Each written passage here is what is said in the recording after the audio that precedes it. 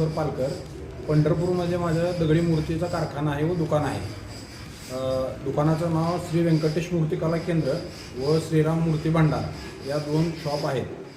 आणि आषाढी वारीची तयारीसाठी आता विठ्ठल रुक्मिणी, नंदी, महादेव, मारुती, नवग्रह, बाळूमामा, मुळे महाराज सर्व प्रकारचे देवदेवतांचे मूर्त्यांची कामं चालू आहेत. आमच्या इथं वारीमध्ये मागणी असते 1 फुटापासून 2-2.5 फुटापर्यंत उठाव असतो आणि 2.5 फुटच्या पुढं लोक ऑर्डर देऊन जातात आणि 1-2 महिन्याने घेऊन जातात वारी झाल्यानंतर.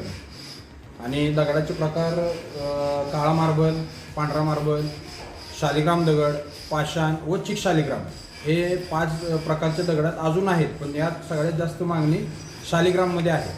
त्याच्यामध्ये विठ्ठल रुक्मिणी, नंदी, महादेव, गणपती, मारुती जास्त प्रमाणात चालतो. आणि मार्बल दगडामध्ये दत्त, राम दरबार, जसं दुर्गादेवी हे सगळे चालते.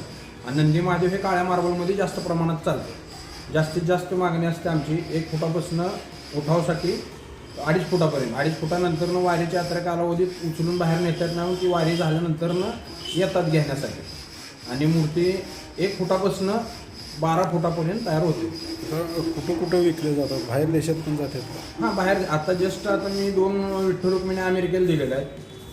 मागच्या आषाढीला कॅनडामध्ये नेलेलं आहे. कमीत कमी एक मंडळ आलेलं आहे तमिळनाडूचा, वारकरी भजनी मंडळ. त्यांनी कॅनडामध्ये नेलेत. कमी 7 ते 8 जोड कॅनडाला नेलेले, जर्मनीला नेले, ऑस्ट्रेलियाला नेले. त्याचे पैसे कसे पे करतात? त्यांनी काय तर वॉकिंग येतात, म्हणजे असं यात्रेला येतात आणि घेऊन जातात.